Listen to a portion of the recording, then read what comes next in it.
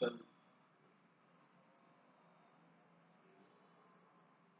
لوگ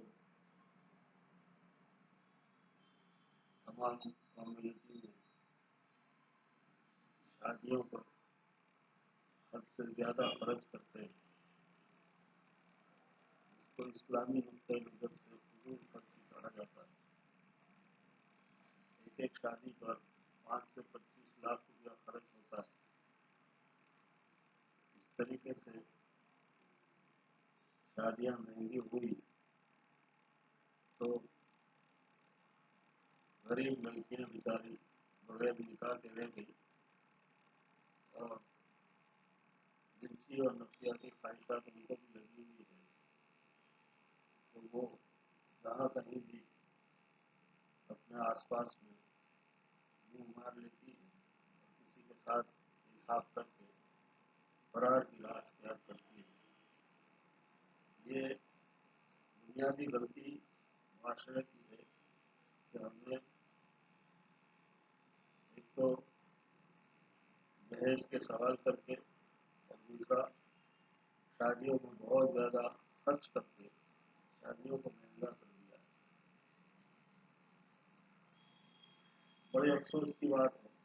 میں آج اسی لیے یہ ویڈیو بنا رہا ہوں تاکہ معاشرے میں کوئی اصلاح آ جائے۔ بہت بڑے افسوس کی بات ہے کہ بہت ساری بیٹیاں کہیں نہ کہیں فرار کی راہ اختیار کرتی ہیں اور پھر 4-6 مہینے، سال 2 سال میں جب وہ جوڑے کا بھی نبھاؤ نہیں ہوتا، یا تو وہ خودکشی کرتے ہیں یا تو آپس میں تناؤ کی وجہ سے ایک دوسرے کا قتل و غارت کرتے ہیں، یا اس لڑکی کو کسی دوائی خانے میں بیچ دیا جاتا ہے۔ بڑے افسوس کی بات ہے، ہر مذہب، ہر مسلک، ہر قوم، ہر ملت کے اندر میں یہ باتیں پائی جاتی ہے اور کوئی اس کی طرف آواز اٹھانے کو تیار نہیں ہے، نہ اس کے اوپر کوئی پہل کرنے کو تیار ہے۔ بنیادی چیز یہ ہے کہ ہر مذہب اور ہر فرقے میں شادی کا، نکاح کا بہت ہی آسان طریقہ رکھا ہے۔ اس کے علاوہ جتنے رسم و رواج ہیں وہ سارے فضول خرچی کے ہیں۔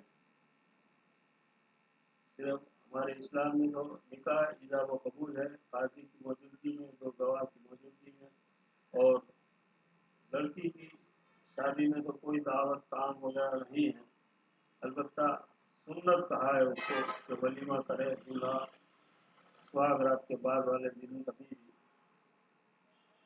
اپنے رشتے داروں اور خاندان والوں کو جتنی اپنی وساطت ہے اس کے حساب سے ولیمے کی دعوت کرے، یہ اسلامی ہے۔ غیر مذہب میں بھی، عیسائیوں میں بھی صرف چرچ میں جا کر ایک دوسرے کو بھیٹ دینا ہے اور اپنے چرچ میں جا کر قبول کرنا ہے کہ ہاں میں نے تم کو قبول کیا، یہ ایک طریقہ ہے۔ ہندوؤں میں بھی وہ چوری کے 4 پھیرے یا 7 پھیرے گھوم کر طواف کر کے کسی مہاراج کو بٹھا کر وہ جو سلوک پڑتا ہے اس میں بھی کئی نصیحتیں ہیں شادی کے بعد نبھاؤ کی۔ تو اس طریقے سے کنیا کو الوداع کہا جاتا ہے اور وہ لگن کے پوتر بندھن میں بن جاتی ہے۔ اور ہندوستانی قانون میں بھی کئی رعایتیں لڑکیوں کے لیے رکھی ہیں، لیکن اس پر عمل کیے بغیر معاشرہ، سماج، ہمارے آگیوان اس پر غور نہیں کرتے اور اپنی ناک دکھلانے کے لیے یا اپنی انانیت دکھانے کے لیے، اپنی بڑائی دکھانے کے لیے بیجا فضول خرچ، بیجا قرض لیتے ہیں اور زندگی بھر کو اپنی زندگی کو ہمیشہ اس کی تباہی میں ڈالتے ہیں۔ میں چاہوں گا کہ میرے اس بیان کے بعد آپ سب میرے اس بیان کو فالو بھی کریں، سبسکرائب کریں، یوٹیوب پر ہے یہ بیان، اور اس کو آگے بڑھائیں اپنے اپنے گروپ میں۔ سوشل میڈیا اب آگے بڑھانے کے لیے بہت ہی اچھا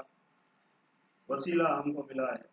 یہ وسیلے کے ذریعے ہم پوری دنیا میں پیغام بھیج سکتے ہیں، اپنے احساسات کو بھیج سکتے ہیں، ادھر ادھر کی باتیں नफरत की बातें, असलियत की बातें, सियासी पार्टियों की बातें फैलाए बगैर अगर कोई ऐसे अच्छे बयान है, जैसा मैंने ये इस्लाह की बात की कि शादियों में कम खर्च किया करो और सीधे साधे तरीके पर, और खास करके मैं इसके साथ ये भी कहना चाहता हूँ कि जो गरीब लड़कियां हैं उनकी भी हम कुछ शादियां करा दें, लेकिन वो आजकल ये फैशन चली है समूह लगन या इज्तिमाई निकाह की, तो उसमें भी समूह लगन वाला पहले चंदे करता है, जो आयोजक होता है वो, और बहुत सारा माल जमा करता है और उसका 20-25% हिस्सा ही दूल्हा दुल्हन के जोड़े को देता है। और दूल्हा दुल्हन जो समूह लगन में आते हैं उनकी भी नीयत में खतरा है कि वो इसीलिए यहाँ आते हैं कि 60-70 हज़ार का माल उनको मिल जाता है, 2-3 साल शादी के बाद उसका इस्तेमाल होता है, फिर उनके पास भी रोजगार नहीं होता, तो वही माल जो हमने समूह लगन में उनको भेंट के तौर पर मिला था, घर का सामान, वो बिकने लगता है। किसी की घंटी बिक जाती है, किसी का फ्रिज बिक जाता है, किसी की चारपाई बिक जाती है, किसी की कबाड़ बिक जाते हैं, तो वो बेच बेच कर खा लेते हैं। 1 साल 2 साल इस तरह जिंदगी गुजार जाती है, फिर तनाव का माहौल शुरू हो जाता है। अल्लाह हम सबकी हिफाजत फरमाए, सबको सही हिदायत दे, समझ दे। और मेरे इस बयान को आप सबको कहता हूँ कि ज़्यादा से ज़्यादा फरोग दें, ज़्यादा से ज़्यादा फैलाएं, अपने अपने ग्रुपों में डालें, ताकि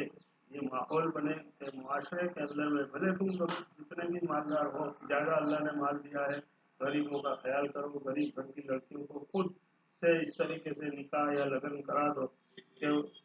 पब्लिक को मालूम भी ना हो और आप एक अच्छे जोड़े को